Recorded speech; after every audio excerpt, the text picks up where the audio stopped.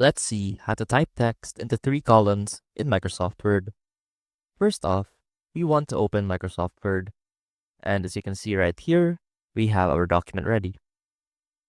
Now let's say that we want to change the layout of this page and to have our text present in 3 columns.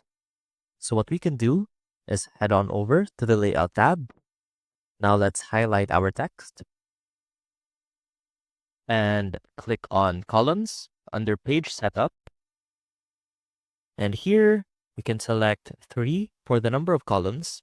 And what that will do is it will divide your text into 3 different columns. So let's go ahead and click that. And as you can see, we now have 3 columns for our text.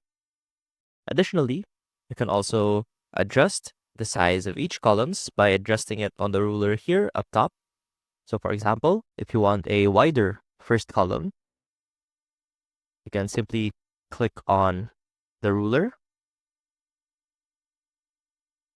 and adjust it to be wider or narrower.